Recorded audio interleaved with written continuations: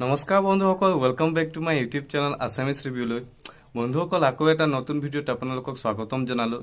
বন্ধুসকল, আজি আপোনালোকে এই ভিডিঅ'ত জানিবলৈ পাব যে MSD ছাৰক আমি লাষ্ট টাইমৰ বাবে ব্লু জাৰ্চিজ দেখি পাম বা তেওঁৰ ফেয়াৰৱেল মেচ হ'ব নে নাই, সেই বিষয়ে আলোচনা কৰিম। কিছুমান নিউজ আপোনালোকক প্ৰভাইড কৰিম। আপোনালোকে ভিডিঅ'টো শেষলৈকে চাব, সকলোখিনি গম পাব।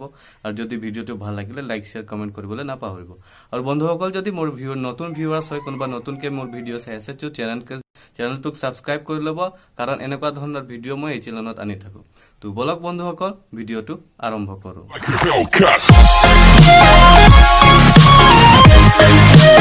আমি সকলোৱে জানো যে MSD ছাৰে 2020 15 আগষ্ট তাৰিখে ধৰক তেওঁ ৰিটায়াৰমেণ্ট ঘোষণা কৰিলে।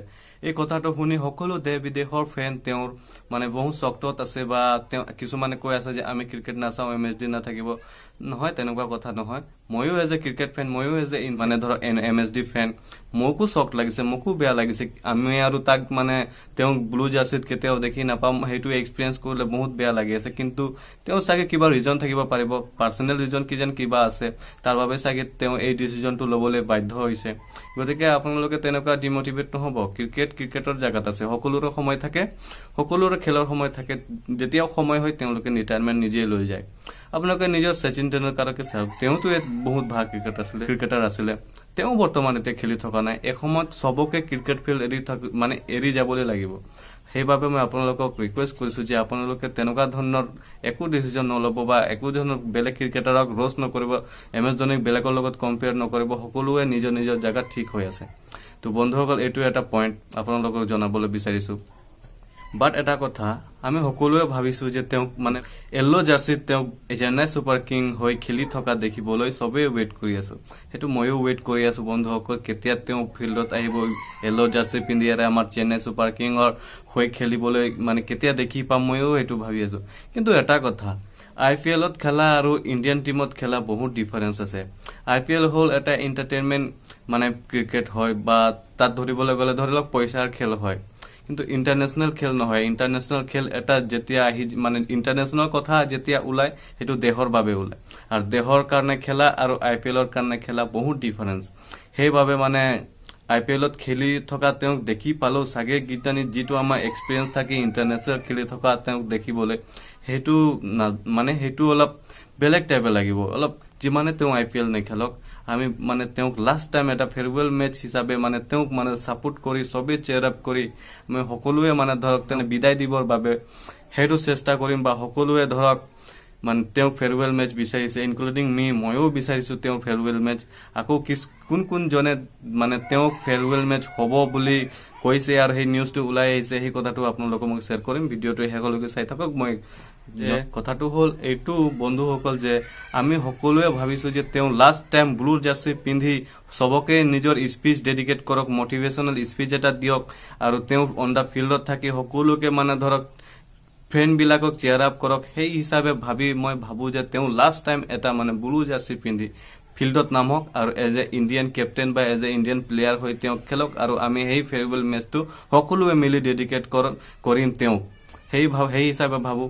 আৰু আপোনালোকে নিশ্চয় টুইট বা ফেচবুকত বা কিছুমান ছ'চিয়েল মিডিয়া প্লেটফৰ্মত দেখিবলৈ পাই থাকিব যে হেমন্ত চৰেণ ছাৰে, যিহেতু ঝাৰখণ্ডৰ আমাৰ CM, তেওঁ BCCIক ৰিকুৱেষ্ট কৰিছিল যে আমাৰ মানে ধৰক MSD ছাৰৰ ফেয়াৰৱেল মেচৰ কথা মানে হ'বলৈ, বা ফেয়াৰৱেল মেচ এটা পাতিবলৈ অৰ্গেনাইজ কৰিবলৈ কৈছিল ঝাৰখণ্ডত, ৰাঁচীত।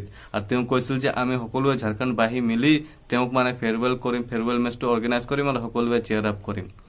সেই কথাটো BCCI শুনি তেওঁৰ কথাটো মানি লৈ তেওঁলোকে ভাবিছে যে চাগে কিজানি আমাৰ এই IPL 2020ৰ পিছত চাগে ধোনী ছাৰৰ ঝাৰখণ্ডত ফেয়াৰৱেল মেচ এটা অৰ্গেনাইজ কৰিব বুলি আশা আছে। সকলোৱে মিলি এনেকুৱা ছ'চিয়েল মিডিয়াত এই ভিডিঅ'টো শ্বেয়াৰ কৰক যে আমাক লাগে MSD ছাৰক ফেয়াৰৱেল মেচ কৰিবলৈ, আৰু তেওঁক আমি অন দ্য ফিল্ডত এবাৰ চাই তেওঁক আমি বিদায় দিবৰ বাবে চেষ্টা কৰিম।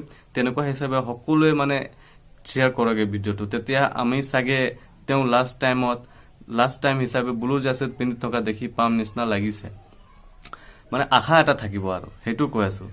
সোহেব আখতাৰ ছাৰো কৈছিল যে পাকিস্তানী ক্ৰিকেটাৰ আপোনালোকক সকলোৱে চিনি পাব, যে যেতিয়া আমাৰ PM নৰেন্দ্ৰ মোদী ছাৰে যদি তেওঁক যদি ক'ব T20 ৱৰ্ল্ড কাপ খেলিবলৈ তেতিয়া ধোনী ছাৰে মানে এটা PM-ৰ কথা কেতিয়াও নাকাটে মই ৰিকুৱেষ্ট কৰিছো যে PM-ক MS ধোনী ছাৰক ধৰক লাষ্ট টাইম T20 খেলিবলৈ মানে কক আৰু তেওঁ খেলক বুলি তেনেকুৱা ধৰণে শোয়েব আখতাৰ ছাৰে মানে টুইট কৰিছিল সেই কথাটোও সবে এপ্ৰিচিয়েট কৰিছে ময়ো মানি লৈছো যে MP যেতিয়া নেকি PM এটাই ক'ব এটা ক্ৰিকেটাৰক বা এটা স্পৰ্টছমেনক তো তেওঁৰ কথা এটা স্পৰ্টছমেন কেতিয়াও কাটিব নোৱাৰে আৰু সেই হিচাপে তেওঁ তাৰ কথা মানি চাগে T20 ৱৰ্ল্ড কাপ খেলিব নেকি হেতু কথা ময়ো এক্সপেৰিয়েন্স কৰিছো মোকো ভাল লাগিছে শুনি আৰু এইকিটাই কথা আছিল বন্ধুসকল যে হেমন্ত সৰেন ছাৰেও মানে ধৰক ৰিকুৱেষ্ট কৰিছিল BCCI যে এটা MS ধোনীৰ ফেয়াৰৱেল মেচ কৰক বুলি আকৌ শোয়েব আখতাৰ ছাৰেও মানে টুইট কৰি কৈছিল যে নৰেন্দ্ৰ মোদী ছাৰক কৈছিল ধৰক যে PM-এ যদি MS ধোনী কয় যে